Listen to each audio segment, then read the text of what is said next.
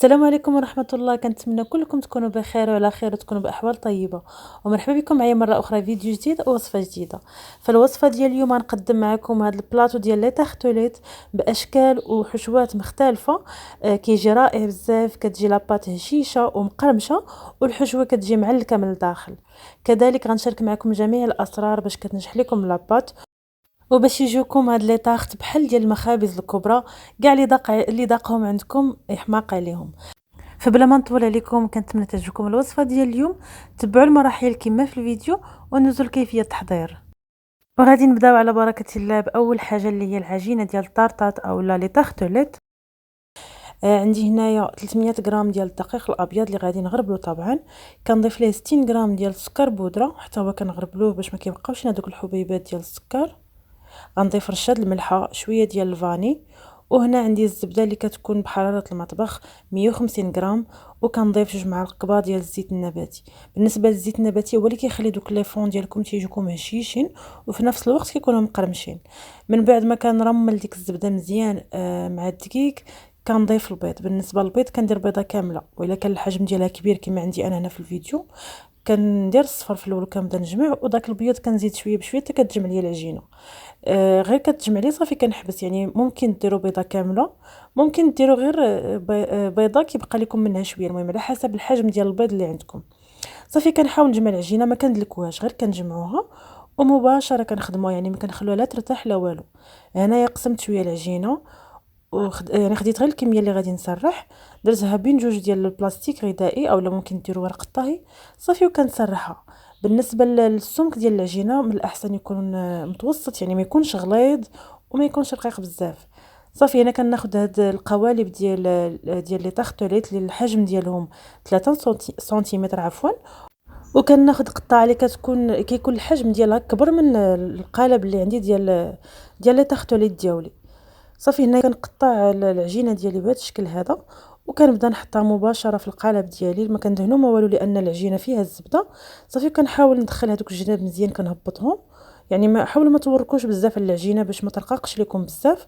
صافي غير كتقادوها مزيان. هنا كتكون العجينه رطبه يعني كتجيكم سهله في الخدمه ديالها، اما درتوها في الثلاجه فكتقصح العجينه وكتكون شويه صعيبه في الخدمه ديالها. صافي هنايا كما شفتوا معايا من بعد ما سرحت العجينه مزيان في القالب ديالي، فدوك الجناب اللي كيشيطوا ليا كنحيدهم بالموس باش كنفيني. هنا غنستمر بنفس الطريقه حتى غنسالي كاع القوالب اللي عندي. بالنسبه لهذه الكميه ديال الدقيق اللي خدمت معكم اولا هذه العجينه راه كتعطينا ما بين 35 حتى 40 بياسه ديال لي فون ديال لي تارتوليت. المهم على حسب الحجم ديال القالب اللي عندكم. انا هنا كما قلت لكم القالب ديال لي تارتوليت عفوا فيه 3 سنتيمتر. هاد العجينه اللي خدمت معكم راه كتجي ناجحه 100%، يعني راه ما كتهبطش لكم من المولات، وكما قلت لكم كتجي مقرمشه وهشيشه في نفس الوقت، يعني راه كتجي رائعه بزاف. غير تبعوا المراحل كما درت معكم في الفيديو. صافي هنايا من بعد ما كملت القوالب اللي عندي ديال لي تارتوليت كنجمع العجينه بهذا الشكل هذا، يعني غير كتحاولوا تجمعوها ما تجمعوهاش بيديكم. صافي وتعاودوا تسرحوها وتخدموا بها. هنايا غنخليها على جنب وغادي ناخذ هاد لي طاخت اللي قاديت غادي نتقبهم بالفرشيطه وغنوضعهم في الطاوه وغندخلهم من المجمد.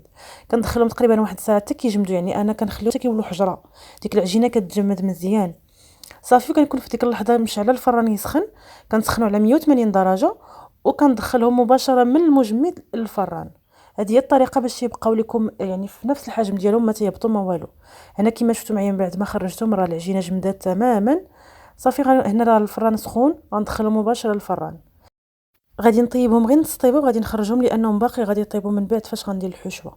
هنا من بعد ما طيبت هادو لي فون ديال لي تارتوليت ديالي كما قلت لكم درت لهم غير نص طيبه.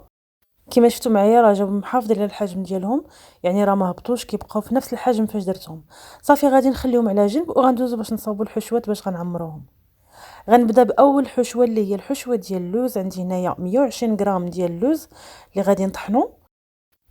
بالنسبه البنات لهاد الكميه ديال اللوز اللي درت معكم او لهاد الكميه ديال الحشوه اللي غنخدم بها ممكن ديروا غير النص ديالها الا بغيتوا ديروا غير بلاطو، لان راه كتكون كثيره، يعني انا خدمت بها شحال من بلاطو. صافي هنايا كنضيف 120 غرام ديال الزبده، يعني كندير 120 غرام لوز 120 غرام زبده. الزبده تكون من اصل حيواني وتكون بالحراره ديال المطبخ. كنضيف لها 2 بيضات يكونوا تمام بالحراره ديال المطبخ. عندي هنايا بودره الفاني، كنضيف السكر اللي كيكون بالنكهه الماء الزهر كيبقى اختياري، ولكن راه كيعطيني مذاق زوين لهاد لاطاخ اللوز.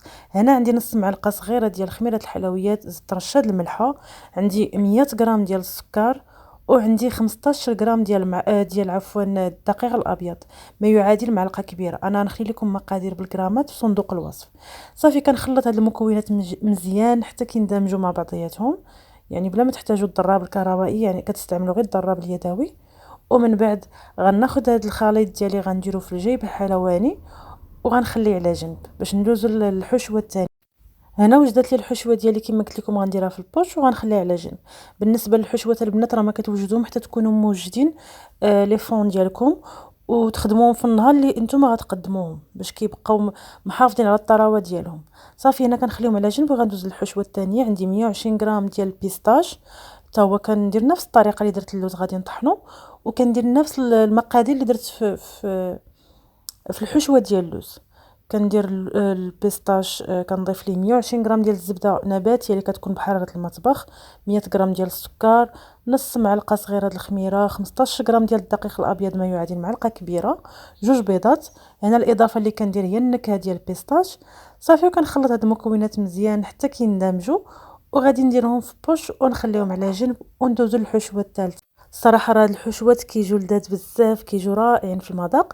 اللي ما بغاتش دير البيستاش راه ممكن دير النوازيت اولا دير الكاجو، المهم اي حاجه يا نوازيت يا كاجو يا بيستاش كديروا نفس الطريقه، يعني كطحنوهم وكديروا نفس المقادير اللي درت معكم دابا.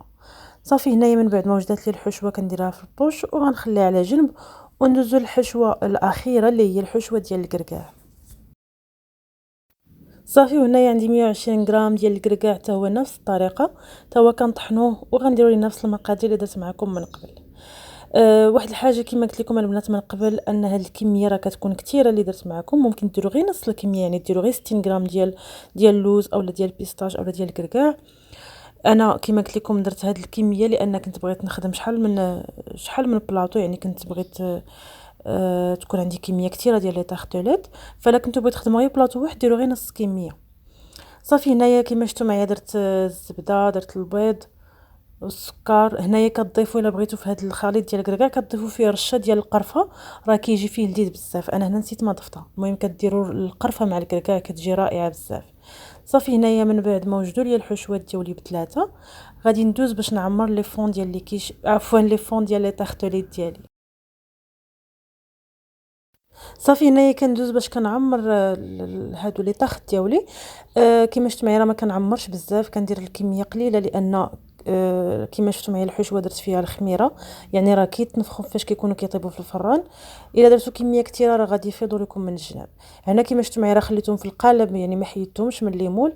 انا كنفضل هاد الطريقه، الا بغيتوا تحيدوهم راه كتحيدوهم، ولكن تفرشوا ورق الطهي عاد تحطوا عاد تبداو تعمروهم.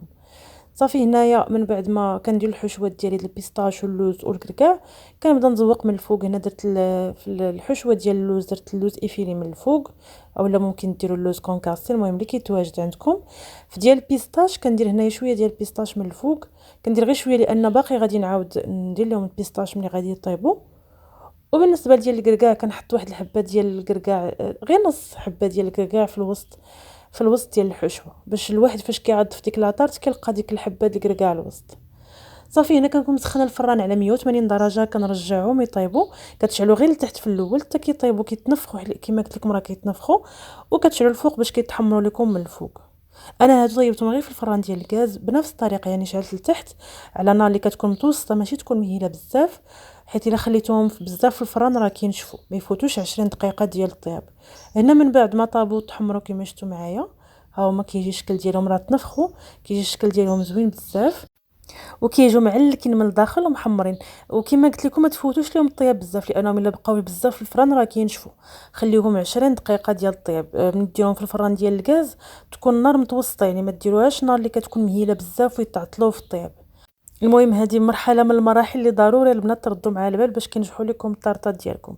صافي هنا كندوزو للتزيين، كندهن هادو ديال اللوز بالناباج، غندهن كاع لي طارط بالناباج باش كيعطيهم ديك اللمعه كيزيد يعطيهم ديك التعليكه شويه.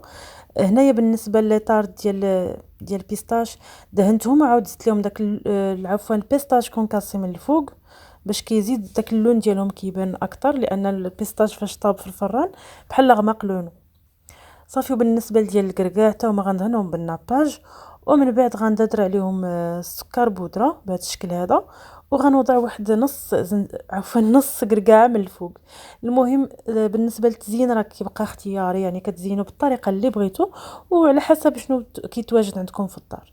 صافي. هنايا من بعد ما ساليت مع التزيين كندير هاد لي ميني سوغاتو من التحت. بالنسبه ليهم ضروري خصكم ديروا شي حاجه، يعني يا شوكولات يا كراميل يا غليكوز، شي حاجه باش كتشد لكم الطارطه ديالكم، باش كتشد الطارطه يعني باش ما كيجوش كيزلقوا. صافي. هنا من بعد كندوز كنستفهم في البلاطو ديالي، وهذا هو الشكل النهائي ديال لي طارط ديالي. الصراحه راه كيجيو لذاذ بزاف، جاو رائعين. حتى الضياف اللي كانوا عندي ذاقوهم عجبوهم الصراحه. وحتى اللي ما كانش عندها الوقت وبغات توجد هاد لي طاخت على اتساع، فكديروا كاع المراحل، يعني كطيبوا لي فون ديال لي طاختوريت ديالكم وكتعمروهم بالحشوه وكتدخلوهم المجمد حتى كيجمدوا تماما، وكتجمعوهم في شي بواطه، كتخليهم حتى النهار اللي بغيتو تقدموهم، كتخرجوهم من المجمد مباشره كتدخلوهم الفران كيطيبوا. صافي. وكتقدموهم راه تيجوا رائعين وكيجوا بحال يلاه صوبتوهم. وصلنا للاخر ديال الفيديو. كنتمنى تعجبكم الوصفه ديال اليوم، وكنتمنى يكون الشرح واضح وبين. تبعوا المراحل كما في الفيديو تماما، وكونوا اكيدين غتنجح لكم الوصفه. ما تنساوش عفوا تشاركوا الفيديو مع احبابكم واصحابكم، والى فيديو جديد ووصفه جديده ان شاء الله.